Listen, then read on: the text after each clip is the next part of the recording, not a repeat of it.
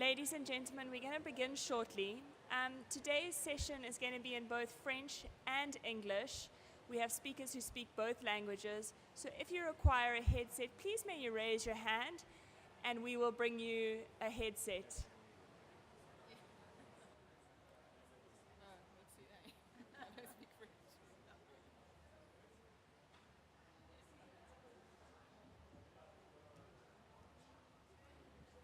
Megan, what do you think?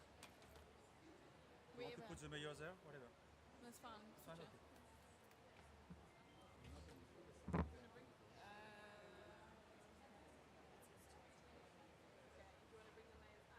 I give you my card also. Oh, yes. Let me give We have some colleagues working also with the working group 3, like Kamal and Jim White, probably. And we're also doing some guide, not the IPCC. In the past, yes, I was a reviewer, but we are doing some guide for negotiation for the Mercosur, the AGM. So we are deeply involved in fact. Both at local governments and at national level. Excellent.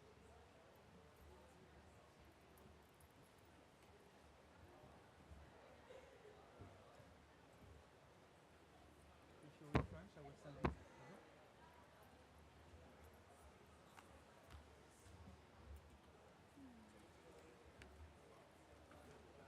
If you read French, I will send you the document. I don't. You don't? Okay, but okay. So it will be just blah blah. It'll be blah blah. It's not a big issue.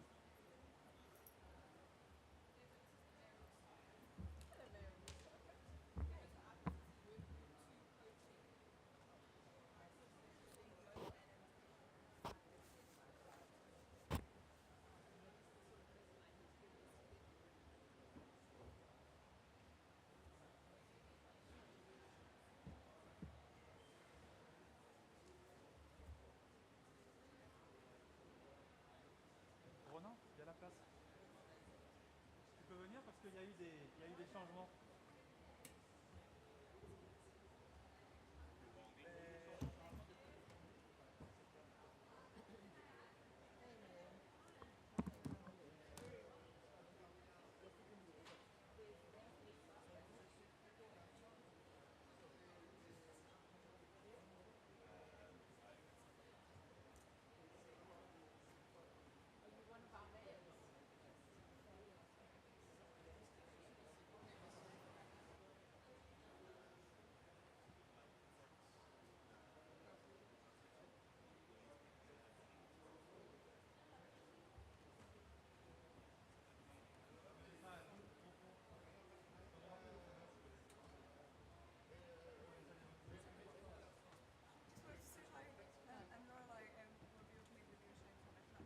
Hi, Deborah.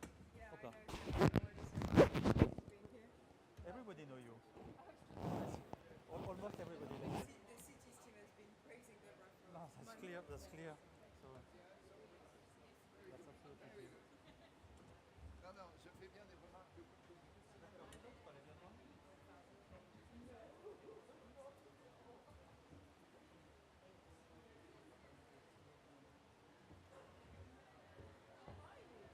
Good, and you?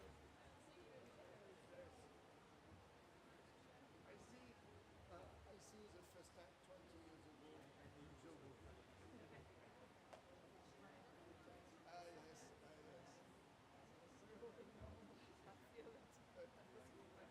I discovered the global negotiation in Jogo in 20 years ago.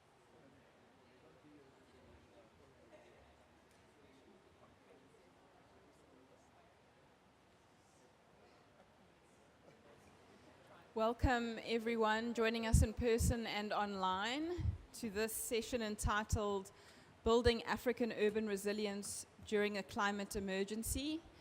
My name is Megan Spires. I'm the Director for Climate Change and Energy at ICLEI Africa, and it's my absolute pleasure to welcome those with us in person and online to this important session. For those that are in person, we do have translation, and English is on channel 1 and French is on channel 2. We decided that with our partners that this was a particularly important session because we are dealing with the nexus of nature, food, and climate. Climate change adaptation, because there are major and legitimate concerns that the world will cross the 1.5 degrees Celsius threshold sooner than 2100, based on current ambition. And we know that 1.5 degrees Celsius globally means that many parts of Africa will cross 3 degrees Celsius. And if there's anything that the recent IPCC reports told us, it was that crossing these types of thresholds will cause devastation for millions of people on our continent. We also know that 9 out of 10 most vulnerable countries to climate change are in sub-Saharan Africa. The second premise is the importance of food security. Today, 140 million people in Africa face acute food insecurity, and climate change impacts are set to exacerbate this further if urgent action is not taken. The third premise is about protecting nature. The recent IPCC reports also speak about how we have had mass biodiversity loss on our continent, and with every 0.5 degrees Celsius increase in temperature, we lose even more of this bedrock of our world that we exist in. We're also talking about scaled climate finance in this session. We know that not enough finance is flowing to Africa. The statistics that are bandied around here at COP are around 3%. African countries need to raise an average annual amount of 124 billion US dollars to adapt, and today are only receiving about $28 billion a year. So there is a gap in adaptation finance. There is a massive issue around food insecurity on our continent, and therefore adaptation is a major priority for us. We know that cross-sectoral nexus approaches are what we need to tackle these polycrises that our continent is facing, and that is the topic of discussion here. We've got an esteemed panel with us of scientists and experts and mayors that are going to be sharing their work in the science and practitioner space, and hopefully coming out of this session really charting the course of our work as city networks, mayors, practitioners, and experts in this space. To begin, I'm going to invite Lorelei Picot, who's the Executive Director for the Ocean and Climate Platform, one of our partners of this session, to just give some opening remarks.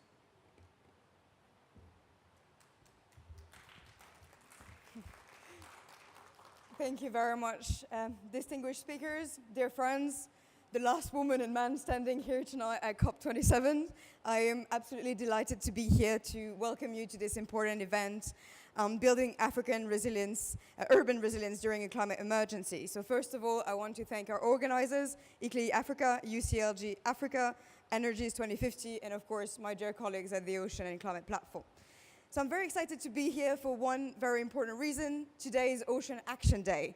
So we celebrated throughout the day the ocean, its ecosystems, and its resources, and it's very important for me to be here to also celebrate the connections and collaboration between the ocean and cities communities. We're finally breaking down the silos, and this is quite exciting, especially in the context of the implementation COP here in Africa, in Egypt. We need to collectively rise to the challenge of mitigating climate change and adapting coastal cities, communities, and ecosystems to the impacts of rising sea levels and extreme weather events. As mentioned, this morning was Ocean Action Day, so we had a very rich discussion on implementing ocean-based climate action to build coastal adaptation and resilience, especially here on the African continent. So I will repeat our main message, which is pretty simple. Ocean and coastal solutions are scientifically proven, they're grossly underfunded, and they're central to adaptation, resilience, and sustainable development. So in the context of Africa, it really resonates with its 38 coastal states out of 54. Coastal cities are truly the frontliners and the first responders to the impacts of climate change. I just wanted to highlight a few key points from our discussion from this morning at the Ocean Action Day. So first of all, a very important message. We're here at COP27 to ensure that developing countries uphold their commitments made in Paris, especially with regards to keeping the 1.5 degree target alive, and of course with regards to financing and money being the crux of the issue. I think this resonates with the ongoing negotiations. I also want to say that the most durable and sustainable adaptation actions serve many concerns at once. we need inclusive processes where goals and adaptation strategies are co-developed with local communities to respond to major constraints that are lack of trust and lack of confidence and lack of empowerment. This is, of course, here, effective and good governance is absolutely crucial. And finally, I wanted to stress that we need to de-risk entrepreneurship, because especially in the global south, which means that we need to bring more technical assistance and funding to allow entrepreneurs to scale up their initiatives, because indeed talent may be equally distributed, opportunities are definitely not. So to end, however, on a positive note, we also showcased this morning that Africa is truly an innovation and a solution hub for the ocean, and the ocean can be one of our best allies against the fight against climate change. So I am very sorry because I have to run to another meeting. Ocean Action Day is very demanding, but I wish you very fruitful discussions, very excited for this synergy between oceans and cities, and thank you for all your commitments, and it's a pleasure to work with these amazing partners, so you can count on us in the future as well. Thank you very much. Thank you so much, Lorelei. So for our keynote address, we're very privileged to have Professor Deborah Roberts here with us. As all of us in this room know, she is the IPCC co-chair for Working Group 2 and has been championing the fight for climate change adaptation, particularly in the Global South, for much of her career. And I think we can all say that she's a giant in the field, and we're really privileged to have her inputs here. So Professor Deborah Roberts, I welcome you to give your inputs. Thank you.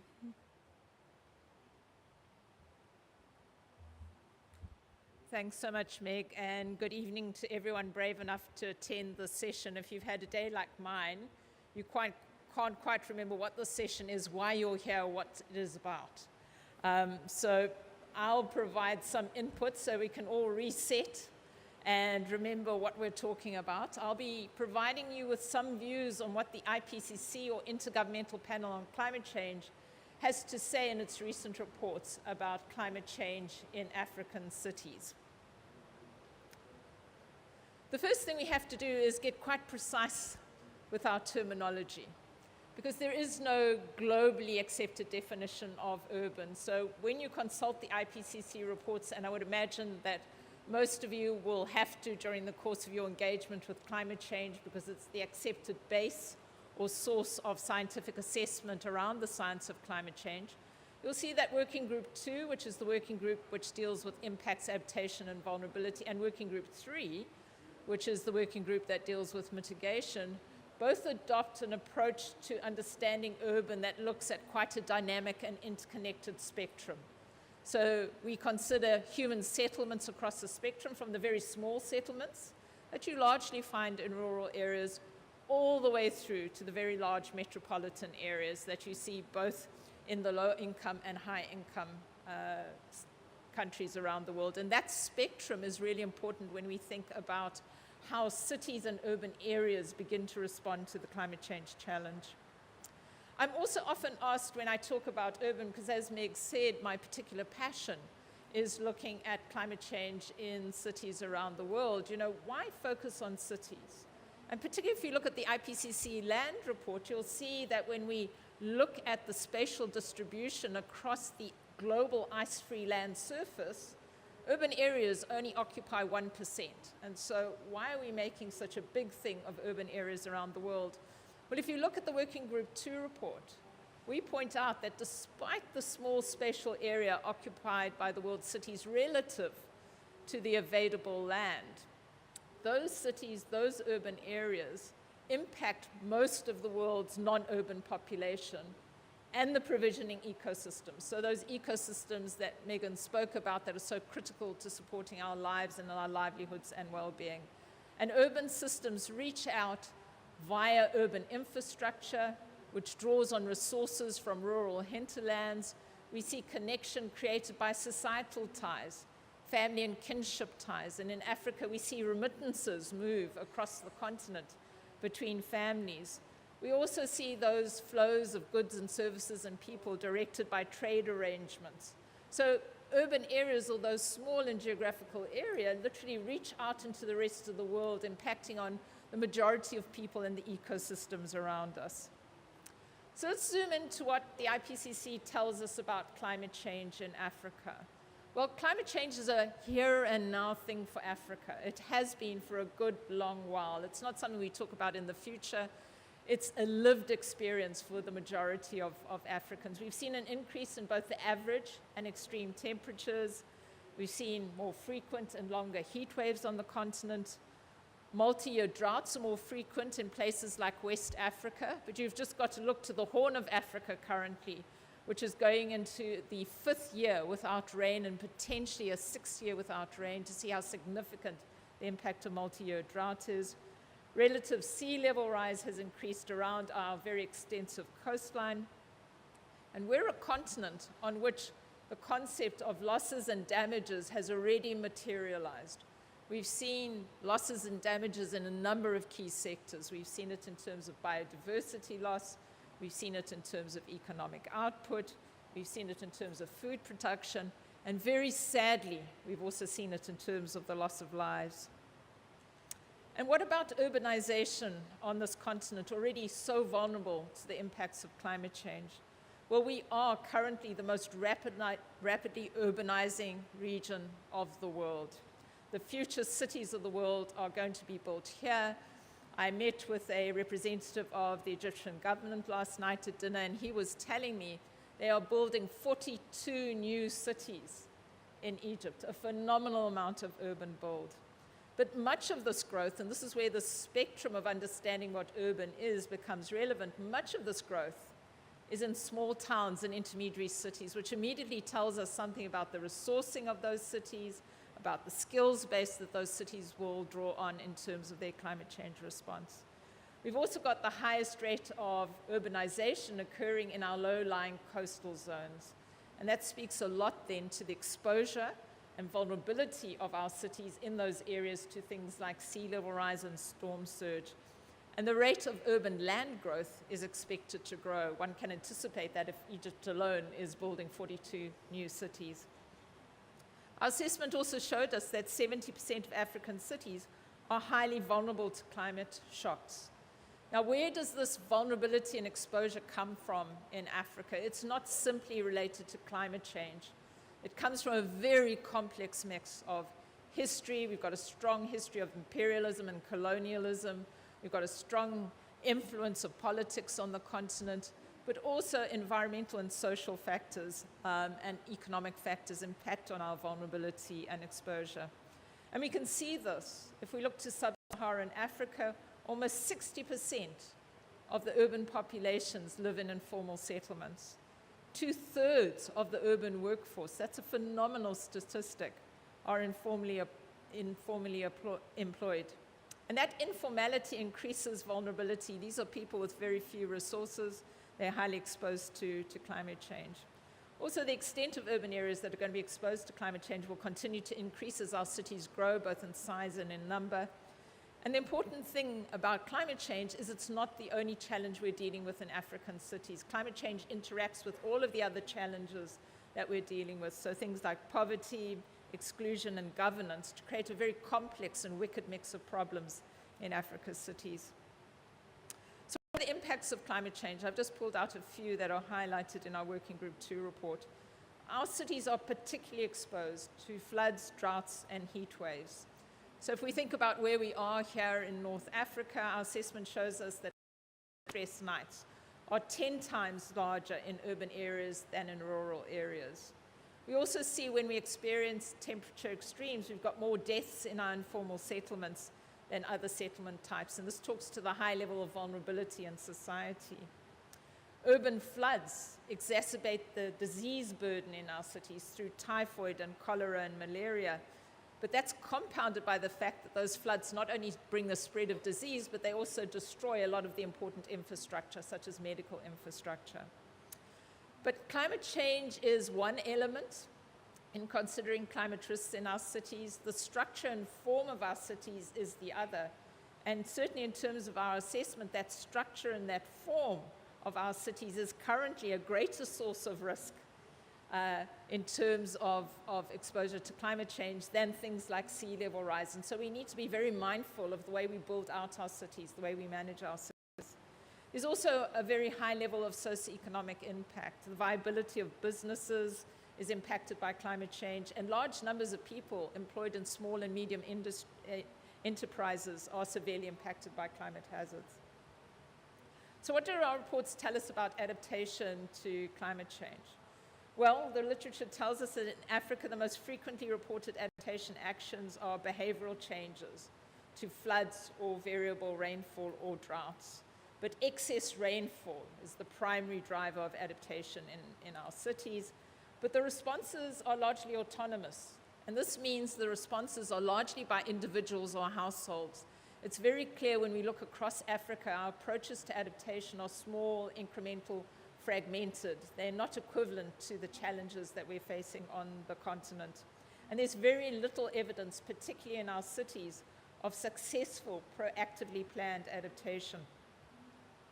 Where we are seeing some planned adaptation in Africa's cities is in our large coastal cities, obviously because of the impact of storm surge and sea level rise. But what we're seeing there when we analyze the literature is the bulk of the responses are via expensive coastal engineering efforts. And our assessment points very clearly to the fact that those kinds of hard interventions in the coast are probably not sustainable in the long term, and an approach which used a more ecosystem-based approach, incorporated vegetated ecosystems to protect coastlines with some more minimal grey infrastructure would probably be more sustainable. Adequate infrastructure is also really critical to raise the living standards in the informal settlements because of the high levels of exposure and vulnerability we see in those areas. But again, the type of infrastructure we provide will influence the type of adaptation and mitigation we can achieve. Multi-level governance is important. Cities and urban areas need to be able to act. They can't act alone. They need the support of their national governments. But we must also see at the local level, local governments working to include, for example, informal service providers of water and sanitation services who can act more flexibly than hard infrastructure in our cities, and that can help improve climate resilience. But the one important message I want to leave with you, and this is a very important message from Working Group 2, is we can no longer think about doing adaptation only. It's critical. Mitigation and the extent of mitigation defines the range of adaptation options we have available to us, and also defines the extent to which we will encounter adaptation limits.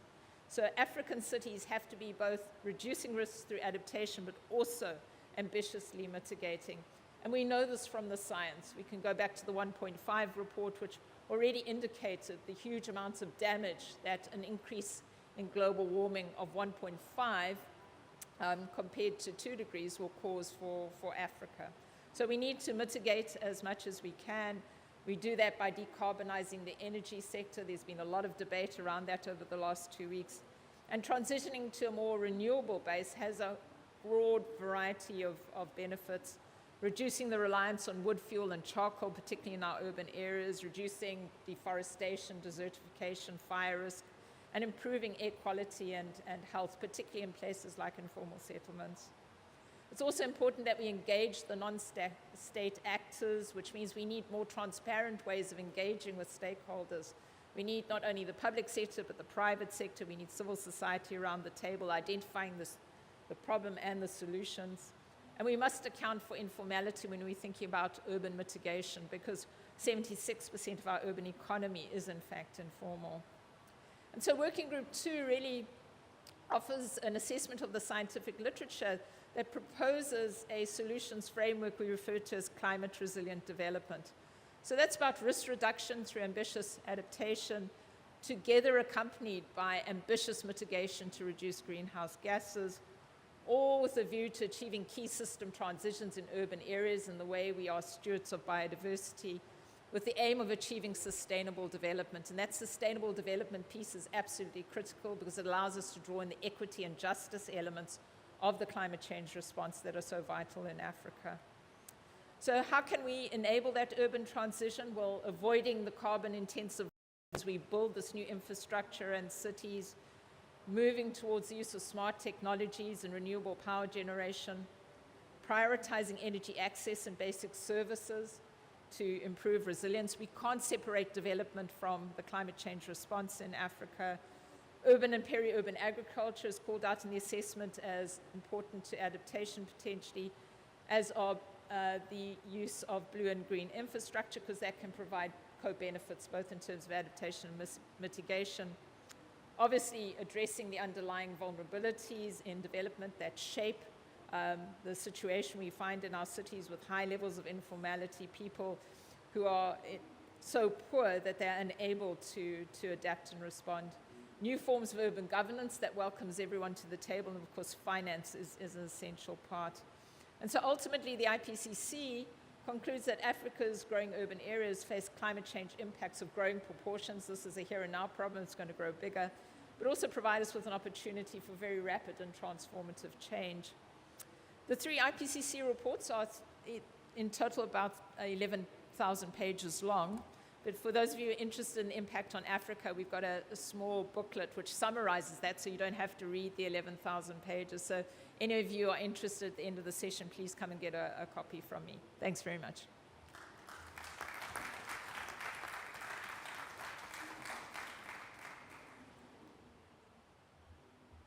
Thank you, Deborah. I think one of the challenges we have when we come to these COP events is to be thinking about which are the spaces we're hoping to influence with the actions that we're trying to advocate for and enable here. And so we've seen the call for action from the IPCC. The science is clear in terms of what we need to do. And what we thought before we hear from our mayors is we would play just a short video that we've pulled together, which show images of the places that we're trying to influence with the work that we do, even though we're in air-conditioned tents here in Sharm el-Sheikh. This reality is what our work is influencing.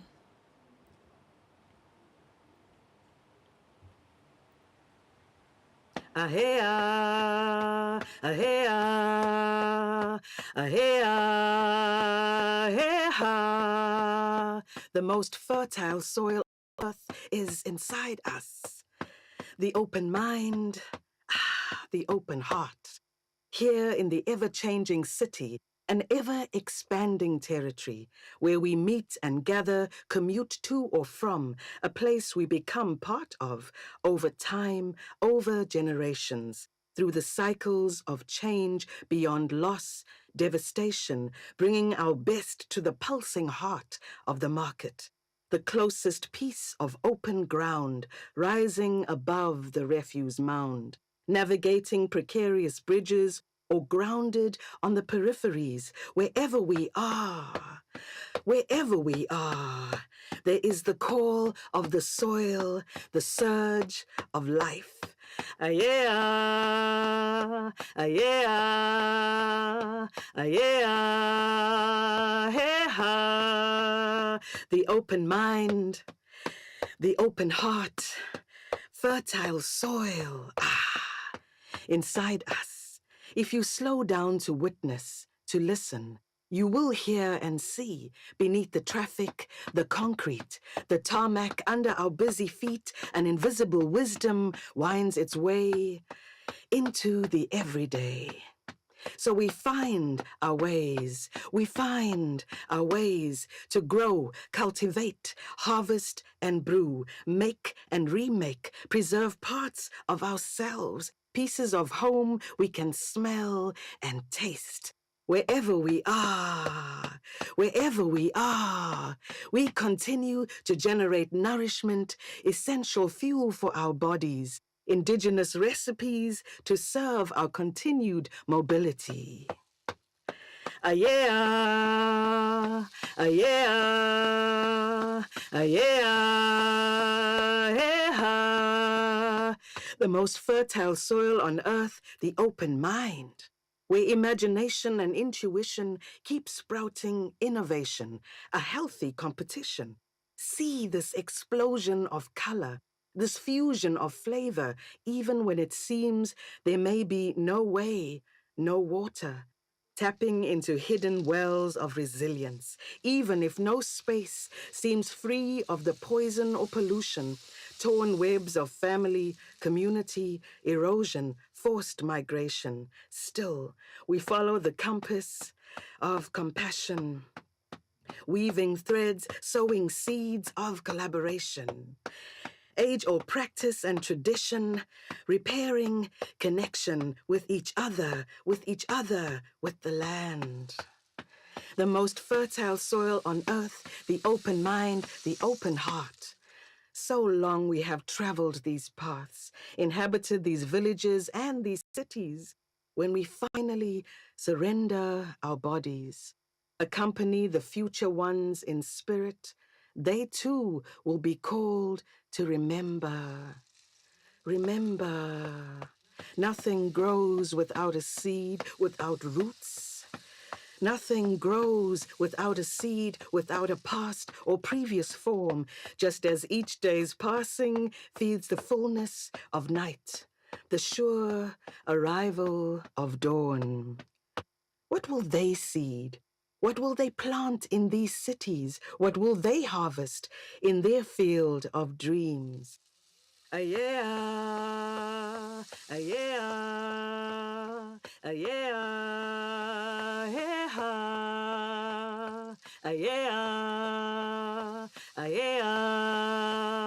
yeah, yeah.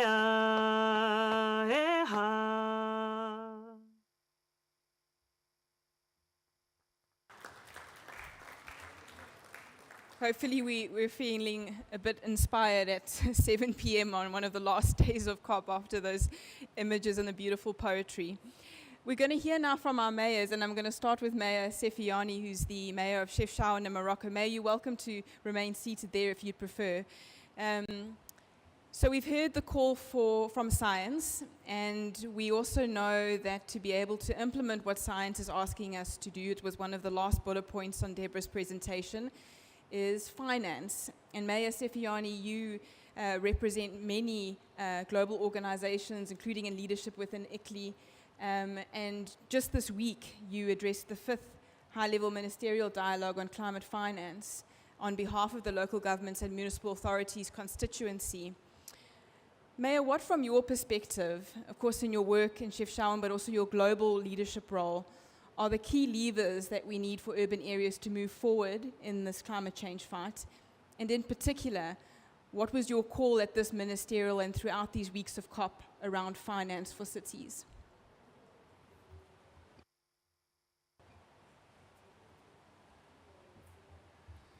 Thank you very much for inviting me. And I am very happy that I saw the video. The first picture was from my city, Chefchaouen, the Blue City. I am mayor of Chefchaouen, Blue City, who is committed to the green, to the sustainability. Is a great, Megan, is a great moment for us as local and regional government, as city, that will be here.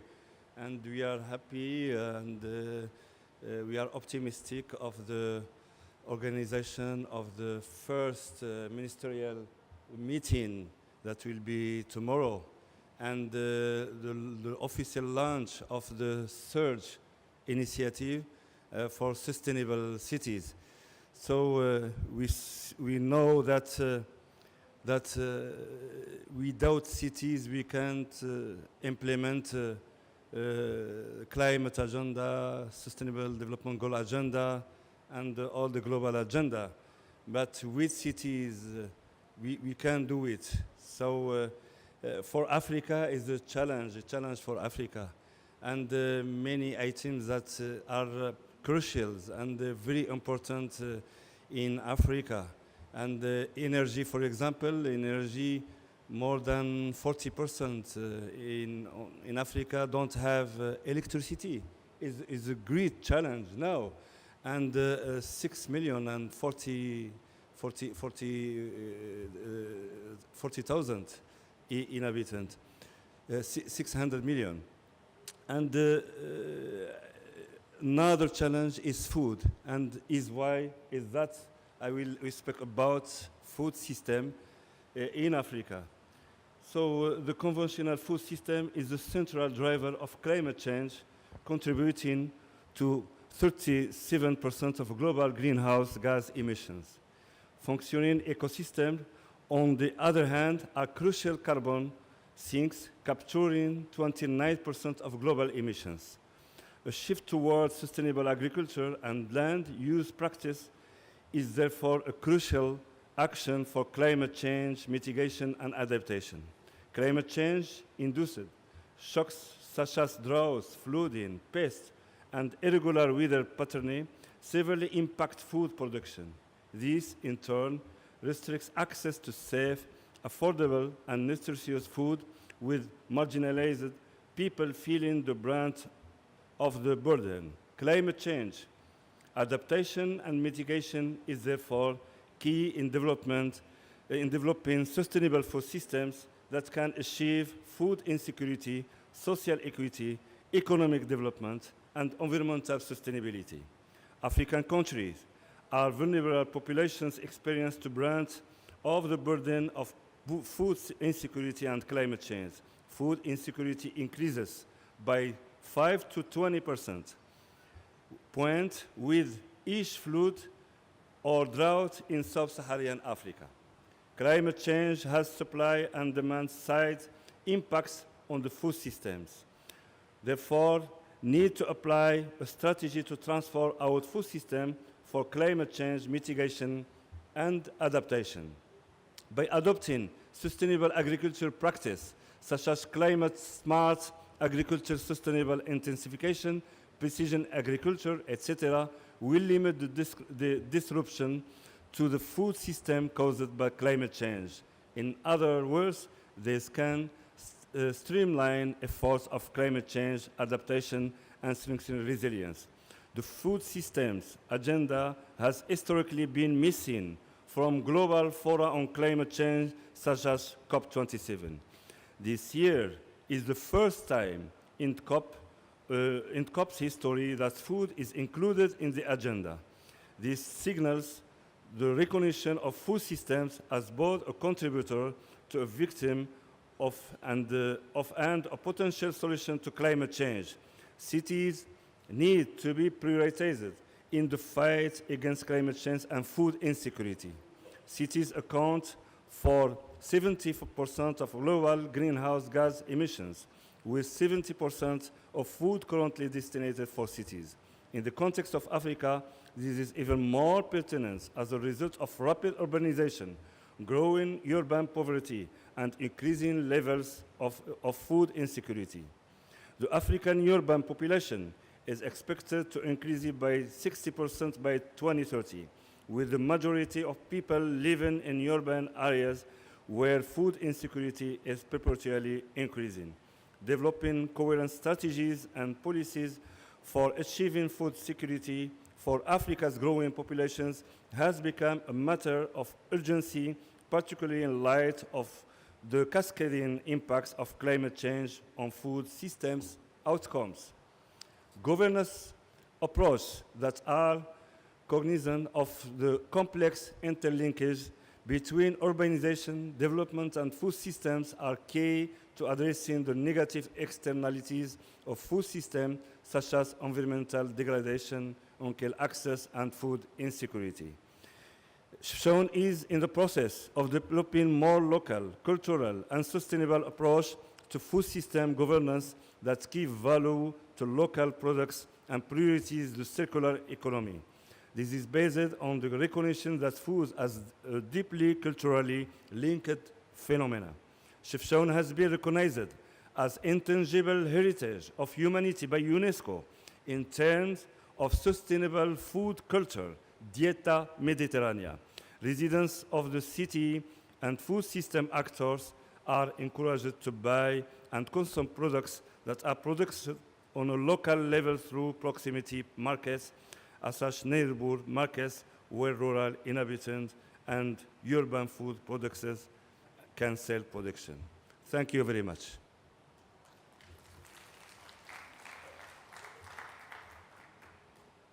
Thank you, Mayor.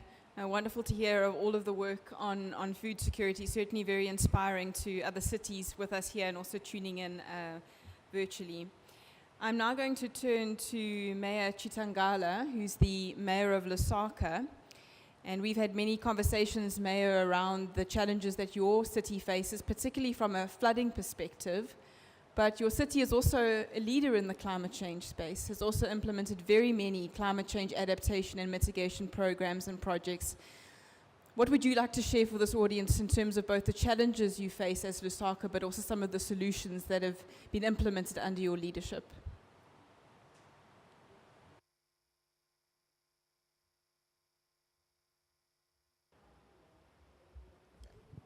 Thank you. Good evening. Thank you very much. My name is Chilando Chitangala from Lusaka, Zambia, the mayor of Lusaka, Zambia, one of the fastest growing cities in Africa. I think Madam Deborah can agree with me. A lot of urbanization happening in Lusaka. We have a population of about 3.5 million, growing at a very fast rate of 5% per annum. And 70% of Lusaka is peri-urban, so it means we have 70% of informal settlements. For Lusaka, we haven't been exempt from the effects of climate change, that's flooding and droughts. And because we have 70% informal settlement, it means that most of the informal settlement don't have proper drainages. So when we have flooding, it's really, really bad. For example, we have an area called Kanyama, where we actually have the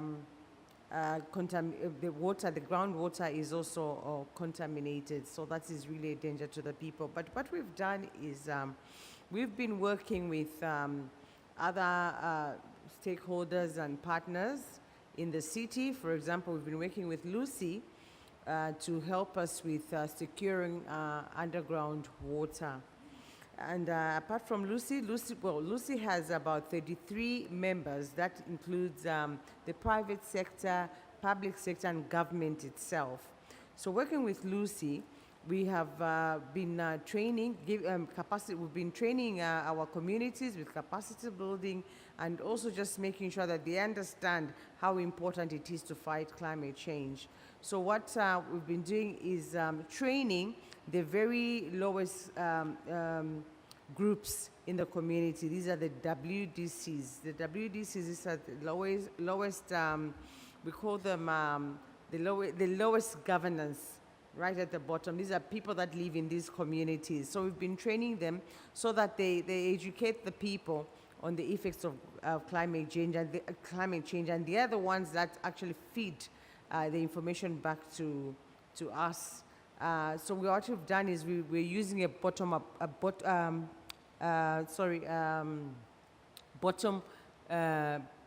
approach, where we get the information from the people right at the local level, and then it comes to us.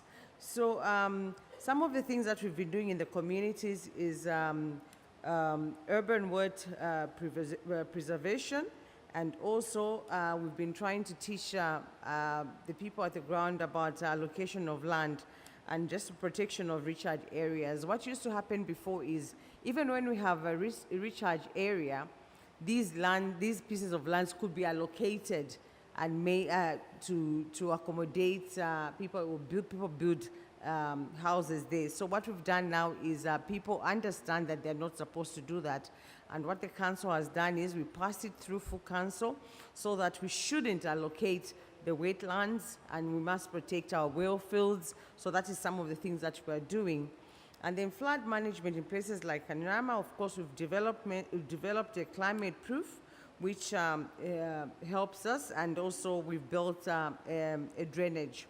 Yeah, but a few years ago, I think that was 2018, we had support from the American government that built us a very big drainage that passes across the city, that we call Millennium Challenge drainage. And this drainage, ever since it was done, we've survived the very bad flooding in CBD, in the Central Business District. And that came also with people getting water and also flushable toilets. So about 1.2 million people in the city were beneficiaries of that project. So to reduce urban flooding, what we're doing is cleaning up of the city. What we are calling it Keep Lusaka Clean campaign, which was relaunched about 2018.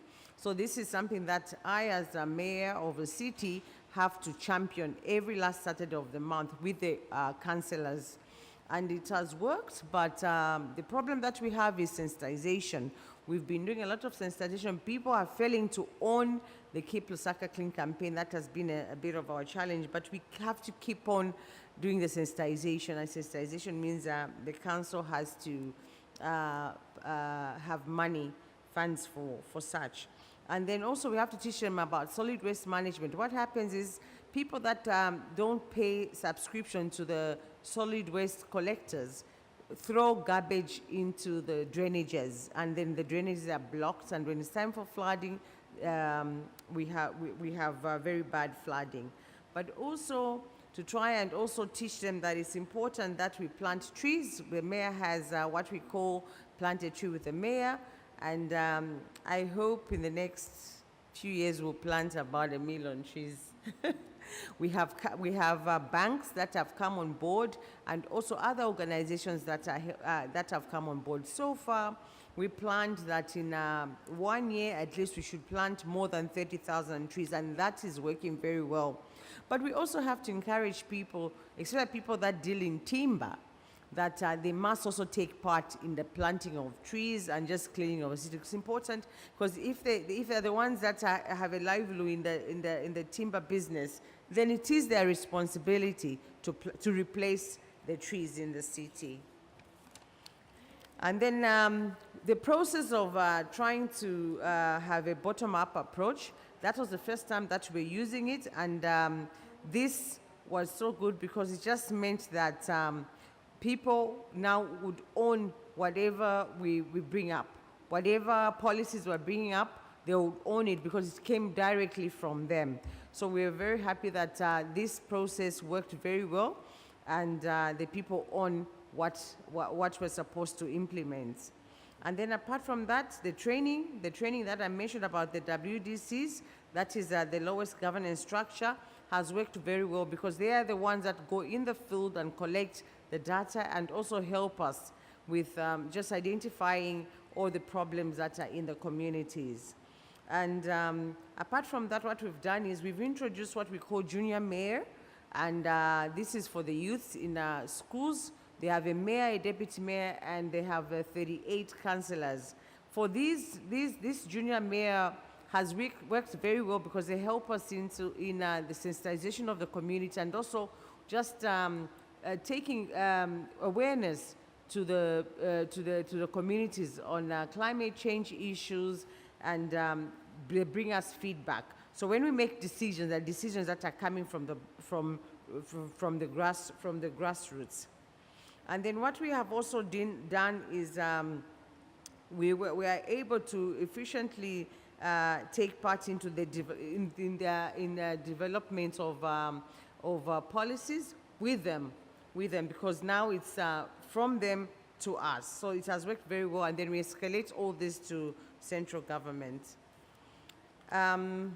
So the communities also have been taught that it's important for them to protect their recharge areas. For example, we have what we call Shaft 5 and mass media area. This Shaft 5 feeds almost about almost 200,000 people in the city drink water from there. So people, because of the approach that we've used, they're very sensitive, and they know that they have to protect these areas.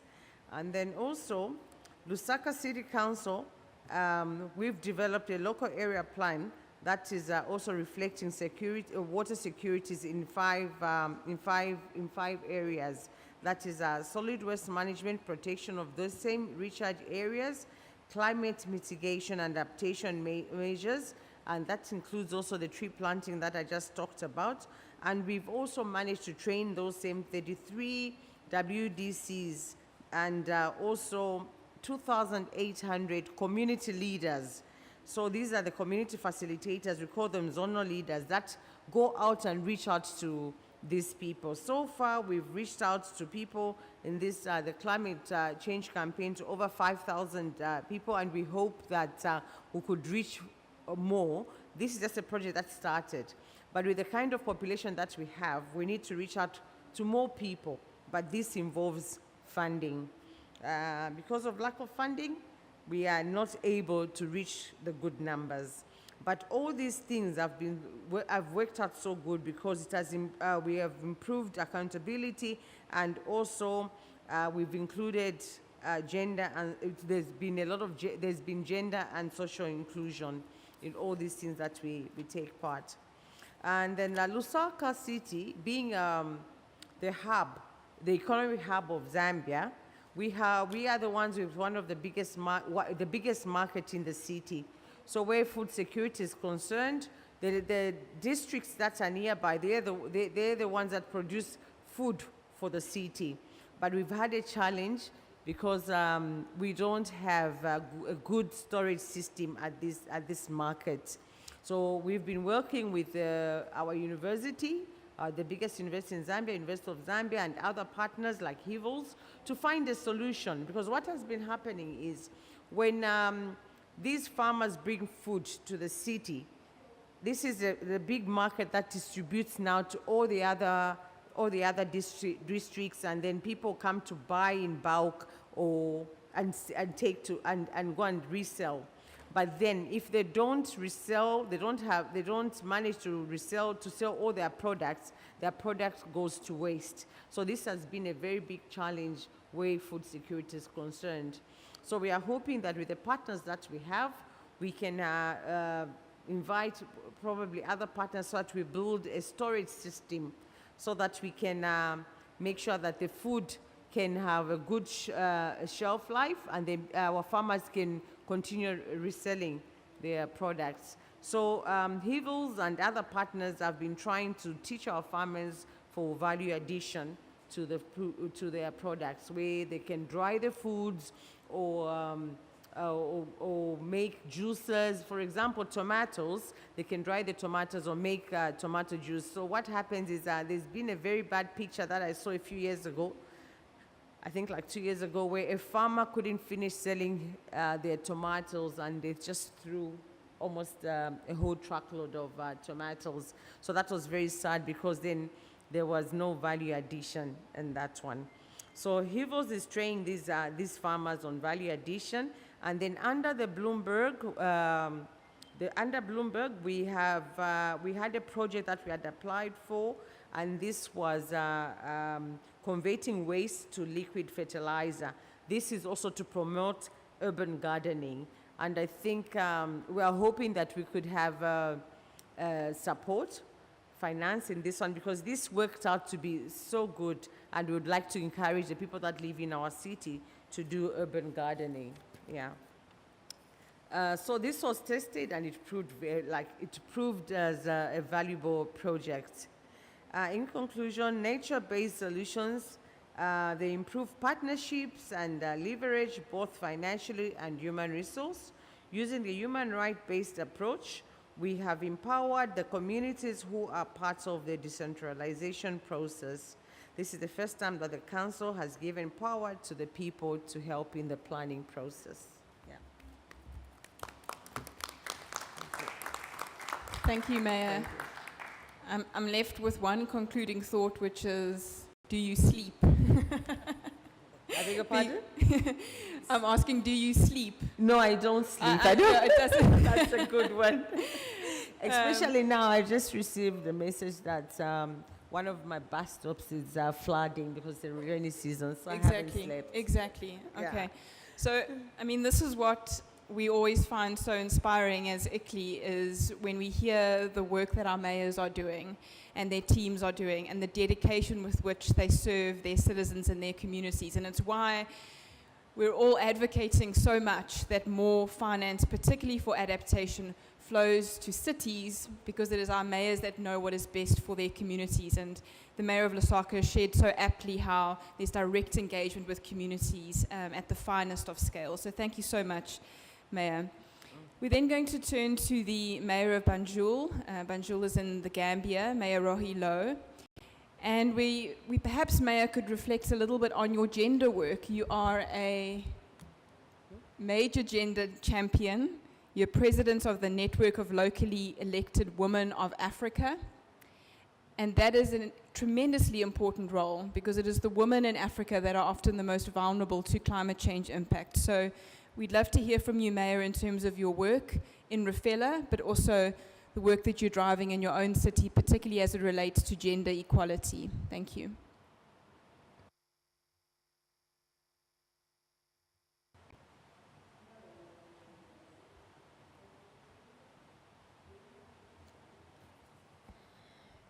Thank you so much. Good evening to everyone. I'm more than happy to be in a session where climate and women are discussed. Many thanks to ICLE. Before anything, I want all of us to reflect on the keywords I heard from previous speakers: floods, droughts, social economic impact, food, local governance, poverty, food insecurity, infection, disease, malnutrition, migration, etc. All these are keywords that has a direct link with women. Distinguished ladies and gentlemen, all protocols duly and respectfully observed. Please allow me to introduce myself. My name is Rohi Malik Lowe. I am the first female mayor in the Gambia, the president of Rafela, and the vice president of the Global Parliament of Mayors. Rafela, as he said, is the network for the locally elected women in Africa. It is no longer news that women face marginalization everywhere. Women face inequality in economic, political, and social space. There are limited resources available to women to cope with climate-related disasters, even in times when everyone, everywhere, is connected about the impact of climate change. Proof is the organization of the Conference of Parties every year, and that's why we are here. Ladies and gentlemen, for those of you who were following up with recent happenings, you could have heard that most parts of Greater Banjul and other parts of the Gambia was flooded in August 2022. And I am still struggling to deal with the aftermath of the disaster with over 4,000 victims, all due to climate change. A similar disaster occurred in the Sahel region, Niger, Mali, Nigeria, which experienced drought, especially during the dry season. We understand all these are as a consequence of the changing climate. We all know that women constitute the bread basket of the economy of Africa. Though mainly engaged in businesses in the informal sector and small-scale farming. In a situation of disaster, ladies and gentlemen, women played a key role in building resilient communities. I think it is important for women to be respected in times of crisis, especially that caused by climate change, because it is usually very severe. In the face of disaster, for example, the rural areas, the men will tell their wives, "Hi, sweetheart, we can't live like this. Let me go and look for a way out." When they run to the city, leaving the women and children with no means of survival, the women have to click on and continue to survive for the sake of their families. The women will play the role of food providers, caregivers, protectors of their lands, territories, and so on. God alone knows how women go about this. Women are the most vulnerable when it comes to climate change, especially in Africa. It is therefore imperative to consider the important role women play in building resilient communities and support women to do better in order to withstand the shocks and stresses accelerated by climate change.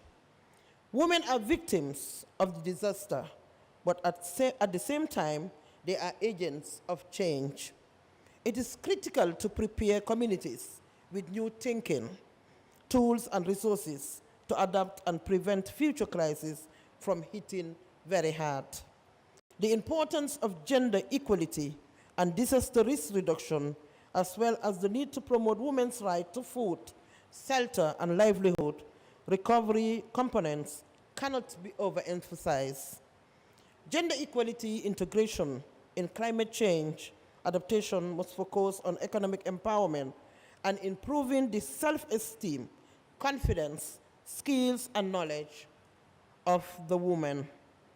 Therefore, the key action necessary to empower women and build resilient cities are as follows. Inclusion of women in decision-making to increase resilience to the impacts of climate change. This means that we need more women around the table when discussing issues related to climate change.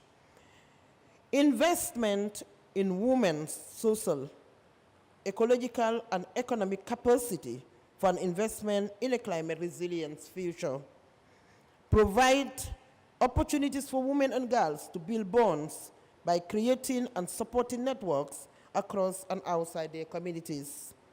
Increase women and girls' access and control over productive inputs, land, for example, financing, services, agricultural tools, etc., resources, services, and technologies.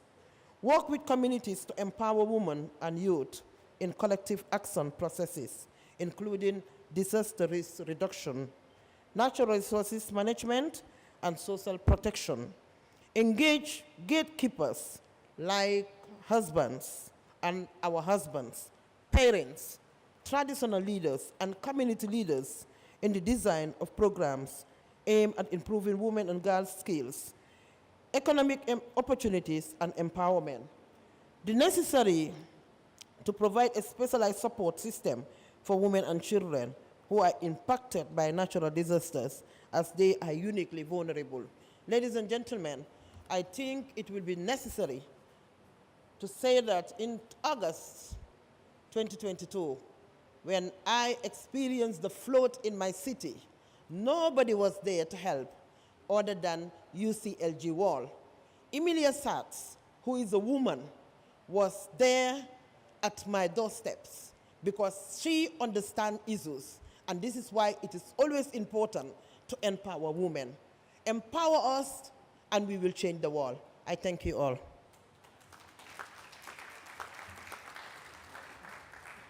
Thank you, Mayor. We've been speaking about nexus issues, and I think what the Mayor has brought to the fore is that women are perhaps at the nexus of everything, offering many of the solutions if they were just empowered to do more. So thank you for your inspiring words, Mayor. We're now going to close our session with three brief closing remarks. We're going to start on my left with Senator Ronan Dantek, the President of the Climate Chance Association. Then we're going to hear from Energy's 2050 CEO, Stefan Pofari. And then lastly, my colleague Paul Curry, who's the Associate Director of our Urban Systems Unit at ICLEI Africa. We thank everyone for the attention. You're not going to hear from me again. Paul's going to close us out. But let me hand over first to Senator Ronan Dantek. Thank you.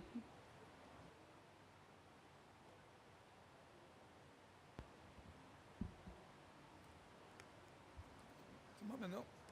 Oui. Merci.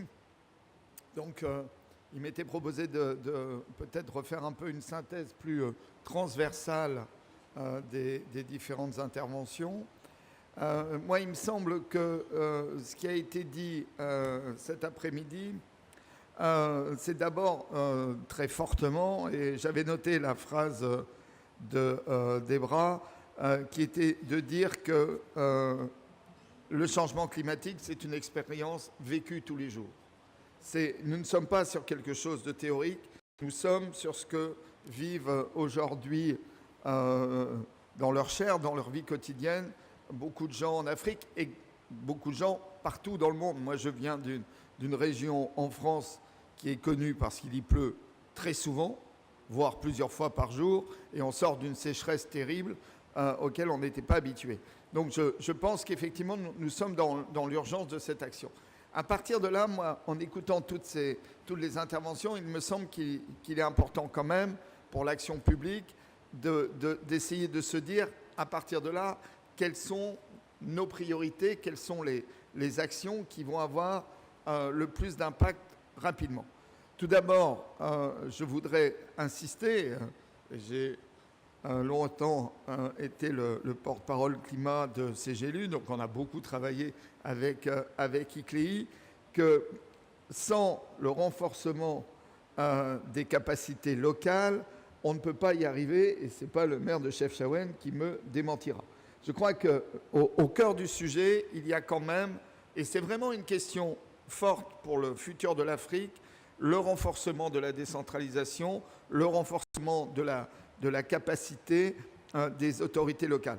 Quand on parle inondation, quand on parle développement anarchique des villes, cette question par exemple de la maîtrise des outils fonciers est absolument essentielle. Donc ça, je crois qu'à travers plusieurs interventions, cette question de renforcer la décentralisation, de renforcer les capacités financières, ce qui veut dire des recettes fiscales, c'est quelque chose que CGLU Afrique porte fortement et est un point sur lequel il faut toujours revenir. Ensuite, moi j'ai été frappé par une question qui est aussi une question très présente aujourd'hui en Europe, qui est cette question de l'autonomie et de la sécurité alimentaire, même si ça se pose évidemment différemment suivant les continents. Je crois que cette question des circuits courts, cette question de la chaîne du froid qui est assez présente sur cette COP sont des questions assez importantes.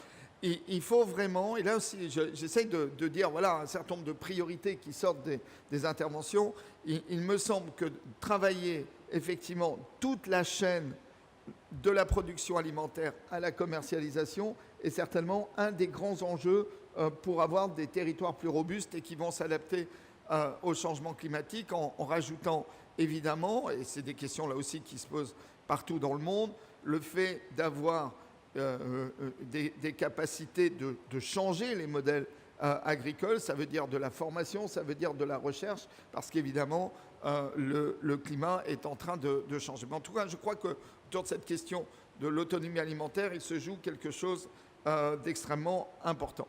Ensuite, d'autres interventions, je pense, insistent sur ce qu'on a aussi toujours porté avec ICLEI, avec CGLU, avec les autres réseaux de collectivités, qui est qu'on ne peut pas parler d'action sur le climat sans parler de l'ensemble des enjeux de développement et sans croiser en permanence l'action climatique avec l'ensemble des ODD, des SDG. On en a là plusieurs exemples dans les interventions. La question de l'éducation est absolument centrale. J'ai été frappé dans un autre atelier auquel je participais cet après-midi par un chiffre qui était donné sur le fait que la simple connaissance du changement climatique était encore loin d'être partagée. Et ça dit bien les enjeux d'éducation. Il faut évidemment que nous progressions à la fois sur l'action climat, mais aussi évidemment sur les moyens d'éducation. C'est absolument central. Et moi, j'ai été très intéressé par ce qui a été dit sur le fait qu'il faut aussi pédagogiquement montrer des solutions qui marchent concrètement sur le terrain.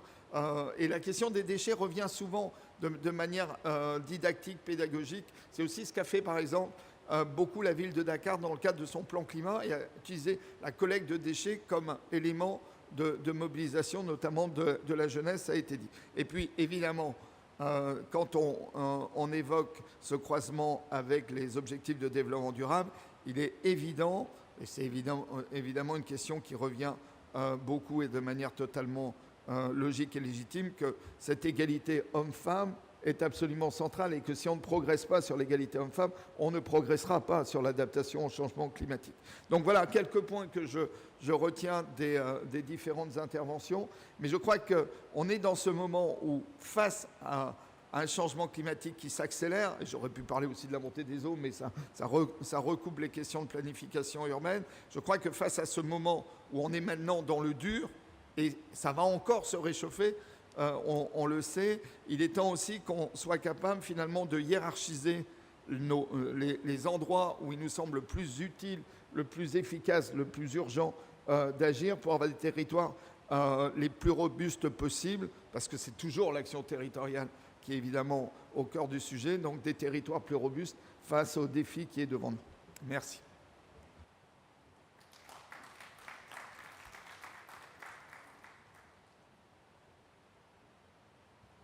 Alors, merci beaucoup pour la prise de parole. Alors, je suis Stéphane Poufari, je suis le directeur général d'Énergie 2050. On est co-organisateur et on travaille sur les approches systémiques du développement, que ce soit au niveau des États ou des gouvernements locaux, qu'on décline au travers d'énormément de projets et de stratégies. Renan ayant parlé français, je vais continuer dans la dynamique du français, finalement, puisqu'on est francophone, allons-y. Peut-être pour dire que, finalement, n'oublions pas qu'on est à la COP aujourd'hui, et que finalement se pose la question de la mise en œuvre. Alors, je ne vais pas redire ce qu'ont dit mes précédents collègues, mais qu'est-ce que ça veut dire derrière? Ça veut dire que comment allons-nous mobiliser les moyens nécessaires? Comment allons-nous organiser les jeux d'acteurs pour que ce renforcement de capacité qu'on appelle de nos voeux, que ce soit vis-à-vis des femmes, mais vis-à-vis des gouvernements locaux, notamment par rapport à la situation de vulnérabilité qui exacerbe des problématiques existantes, et ces problématiques existantes étant bien évidemment amplifiées par les phénomènes lents de changement climatique, mais aussi par les phénomènes extrêmes, comment aujourd'hui on peut, que ce soit ici, dans l'enceinte de la Convention climat, ou très prochainement dans la Convention biodiversité, qui touche aussi les questions d'utilisation des terres, de surface ou autre, comment on peut trouver des moyens pour mettre en place ce processus transformationnel lourd. Car on l'a tous compris, sans moyens financiers, sans moyens lourds qui vont modifier des infrastructures, on va rester toujours dans soigner un cancer avec un coton-tige.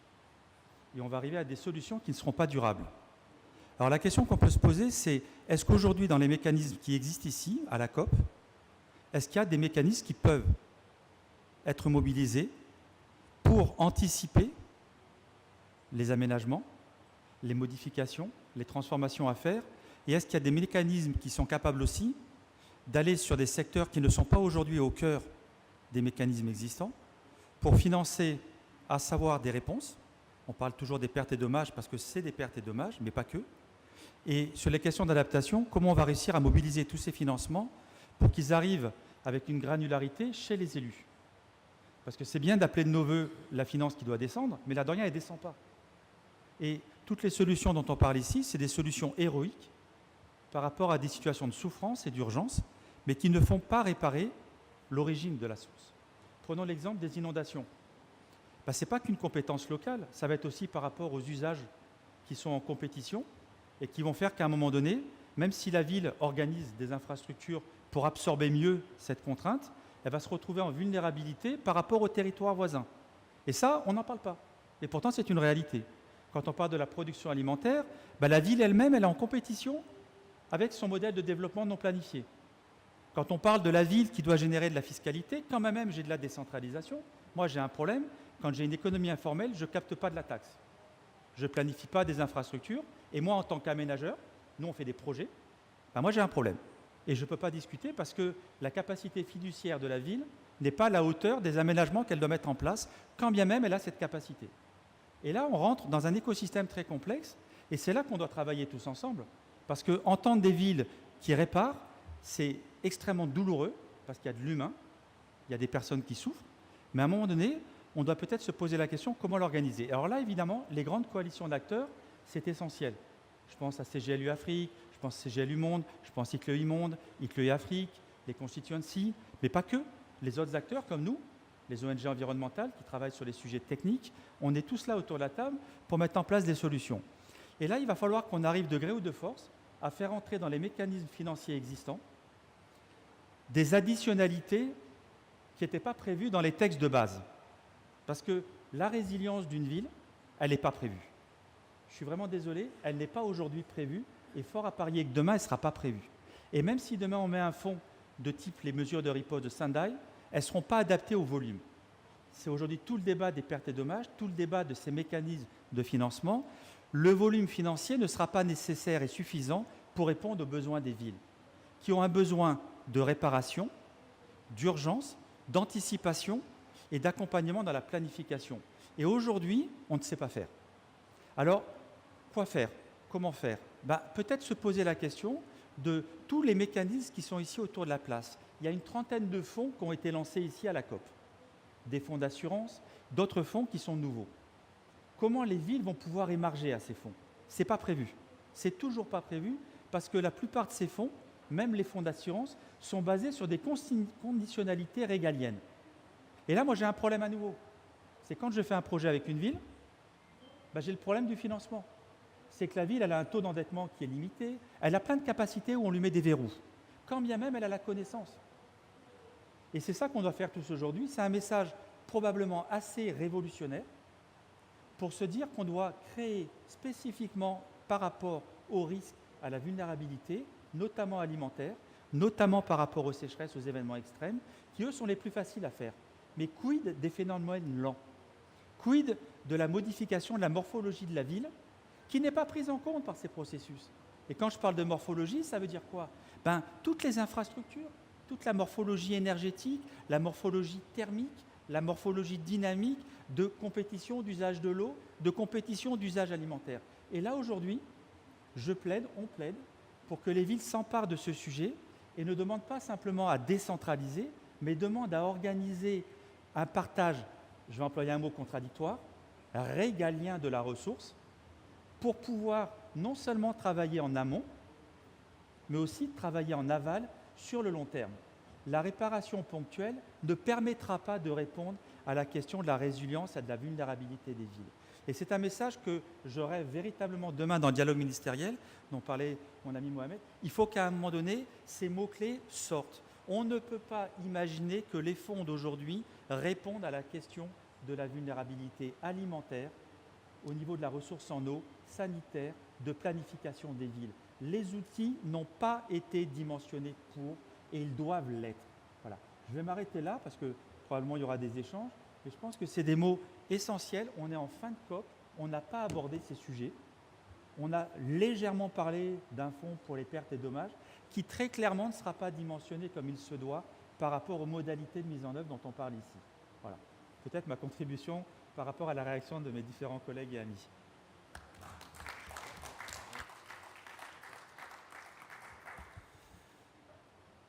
Oh, merci bien. Thank you, everybody. My name is Paul, and I look after the Urban Systems Unit at ICLEI Africa. But today I must speak on behalf of Corby Brunt, our Regional Director for ICLEI Africa. I must first convey a huge thank you to everyone for offering such fabulous sentiments and reflections on how we improve urban resilience and draw more attention to the importance of urban systems in the conversations around climate. I think I should start with a reflection on how ICLEI Africa approaches so much of our work through 5 key pathways. And that is low emission development, circular economy, circular development, resilient development, nature-based development, and of course people-centered development. Our conversation today around resilience really suggests that the way that we must approach building resilient cities is through supporting the development of more novel adaptation and resilience strategies that safeguard citizens. Here we argue that nature-based solutions are some of the most important ways to build resilience. For example, research is suggesting that nature-based solutions could provide 30% of mitigation needed to keep our cities cool and protect our coastlines and protect the citizens from unwanted climate impacts, as our colleagues have shared, of flooding and drought, often at the same time, in the most cost-effective way. We also invite cities to join our many different platforms, including Cities with Nature or Regions with Nature. And here, this is a space for sharing novel practices, sharing case studies, and building solidarity amongst cities for how to invite more urban nature into cities. We also have, as part of that, an action platform on which cities can make declarations or make new commitments for how to invite more nature into cities and build and improve biodiversity protection. This can be anything from developing a local biodiversity strategy and action plan, more along the policy and strategy side, or demonstrating a specific tangible project that's going to help their citizens. This is really important, and we're trying to invite more and more cities to share their commitments and actions on the platform ahead of COP15, where we must take the conversations from COP here into that forum where we're going to be discussing a new compact for nature. In this forum, however, ICLEI serves a really important role as the focal point for the local governments and municipal authorities constituency, and we're making 3 calls to the UNFCCC.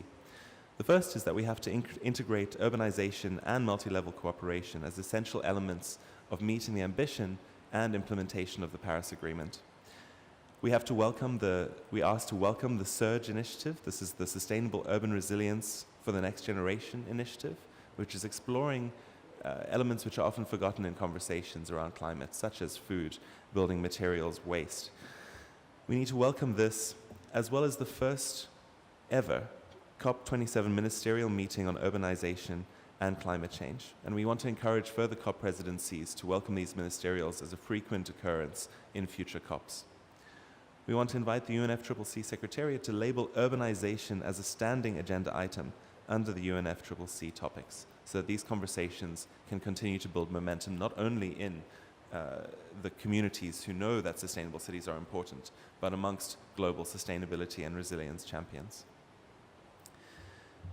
We really wanted to use this opportunity of a session at the COP to share some exciting news about a new project called AfriFood Links, which is about transforming Africa's urban food environment through strengthening linkages between food system stakeholders in Africa and Europe. This is a project that's going to start in December, and what excites me in the context of this whole conversation is that, yes, it is focused around food, but it has so many other interlinkages. We're attempting to change the paradigm of how research is done between Africa and Europe. We want to welcome researchers in to focus on qualitative and narrative stories, to focus on the lived experience of so many people, particularly in informal areas or informal systems who are overlooked by normal policy. And we want to do research that brings their voices into the policy conversations. We're matching this with multi-level governance platforms that bring stakeholders from across different departments together to share their own visions for food systems in their cities. That's connected to agri-food business incubation to draw in new ideas and innovations from young entrepreneurs or new startups. And that's also connected to a whole set of experiments, practical examples that city decision makers can show that they're experimenting and trying new things. All of this is held together with a mutual learning program between cities. We have 5 hub cities where there'll be a large amount of investment and 15 sharing cities across the continent. So this is a little teaser to say watch this space, but come December we'll be launching fully the whole ambition of this project, and we'll invite you into those further conversations. So to take the lead from my colleague on the key words and following the theme of food, I thought we might develop a bit of a recipe that's emerged from this conversation. So to build resilient cities, we need to adapt, prevent, absorb, recover, build anew, and actually push the boundaries of what our cities can be. So from food, a recipe. The ingredients, we need nexus and cross-sector perspective. We need renewables, smart tech, new modes of governance, 1 million trees, a junior mayor and 38 councillors, novel insurance mechanisms, and funding. The instructions of how to follow this recipe: we must invest in women to lead and follow economic pursuits, control their own resources, land, and financing. We must use food systems approaches to improve multiple climate resilience elements. We must focus on intermediate cities which need more support. We must account for and invest in informality. We must prioritize energy access and basic services to reduce time poverty. We must work at multiple levels in the city to ensure we are not missing details. We must promote co-leadership with the youth. We We must give power to the people and invite them into decision making. We must use resources wisely and serve multiple concerns at once. We must break down silos and seek unlikely partnerships.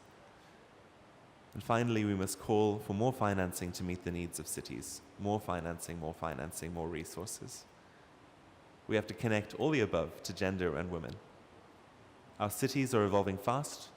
There are so many new people. There are so many new infrastructures that are needed to be built. Let us seize the opportunity together and let's change the way our cities work. Thank you, everybody. And I am just going to say thanks so much for those closing remarks. Thank you, Paul, for summarizing the session so well. Thanks for those that have remained. We want to do a bit of a family picture, so if I can ask our panelists just to stand and move to the front, and those in the audience, come and join us for a picture to commemorate this important session, and we'll be communicating this through the various ICLEI channels. Thank you so much.